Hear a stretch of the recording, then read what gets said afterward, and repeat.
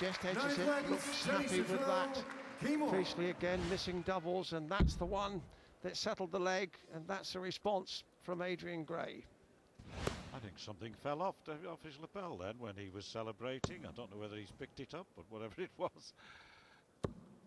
Of course, your reference to outer tram lines here, John, most applicable in Blackpool with the famous Blackpool tram, one of the last tram services of the old-fashioned type left in Britain, I would think. Yes, and they are modernising. In fairness, I heard a very interesting programme on the radio the other day, and the modern Blackpool tram will be in evidence before too long. Of course, we've witnessed some of the rebuilding of the lines, and but they are going to retain some of the older trams. It will not lose that magic, if you like, that the older trams still possess. And the top dart players in the world looking to be going along the right lines here. Day 2, Stan James World Match Play in Blackpool. And we'll see a few of them rattling along too, John. 100. Yeah, Fleetwood to the north, and South Shore to the south of this ribbon town along the Fylde coast. About 7 or 8 miles of 140. Population from Fleetwood in the north down to Lytham St Anne's, Dave. It's quite a highly populated area, but all on the coast largely. Still has a wonderful flavour all its own. Must be the only town in Britain where they're still selling George Foreman records. And why not?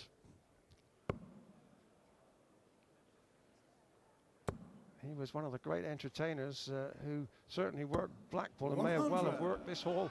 There's a plaque outside in the foyer here at the Winter Gardens of the great entertainers who've worked here, and one of them is Charlie Chaplin. Who would have thought that dart players would have started on the same stage? 125. Charlie Chaplin. Finish require 160. Amazing stories.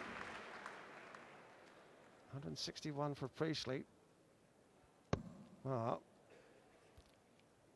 even Charlie Chaplin would move his bowler if he could manage this one. Just outside the treble 17 to leave the ball.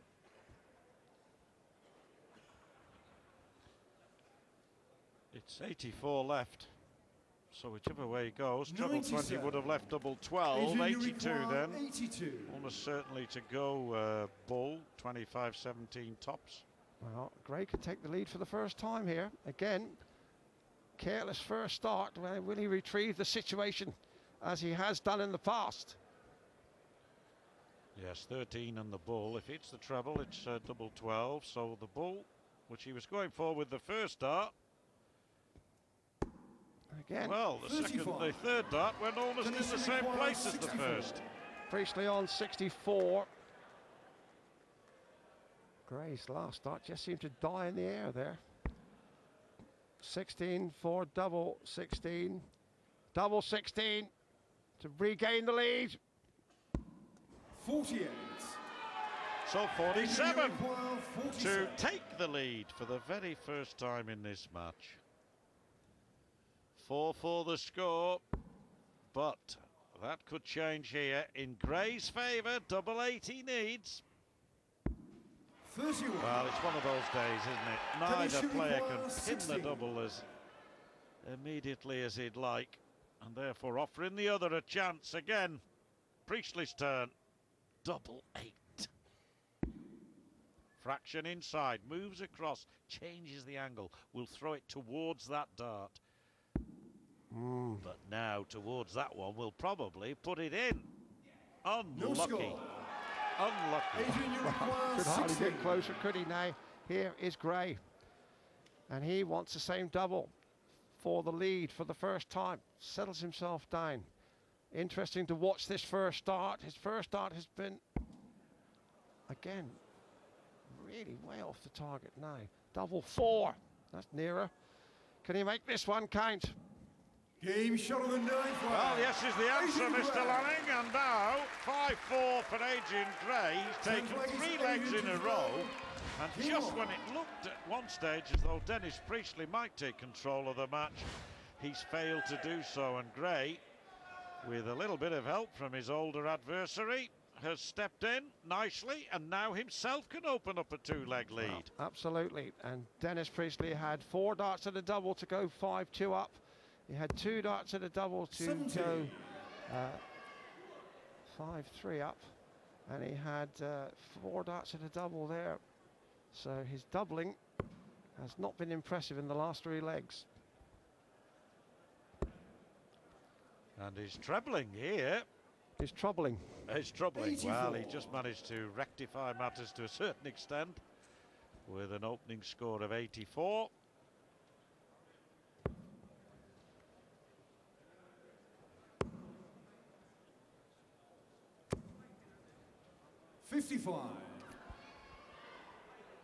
Well, the winner of this will play the winner of Terry Jenkins and Alex Roy.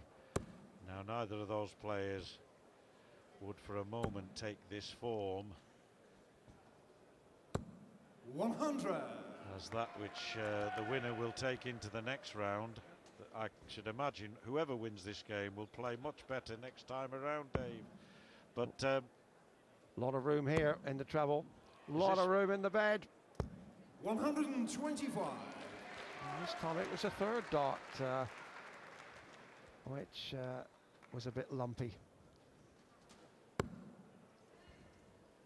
like the porridge I had this morning for breakfast, Dave. But 55. it was a bit tastier than this match at the moment. Some of the comments you make, John, some would say you should be doing porridge. Well,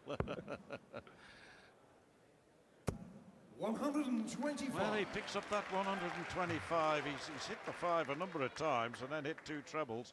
The previous visit he did it the other way around when we thought he might get a 180. But he's in a handy position here, Gray, but Priestley fighting back now. 140. Both had 1 maximum Adrian, you apiece. require Quite a number. 126. Well, Priestley 5 140s and Gray 2.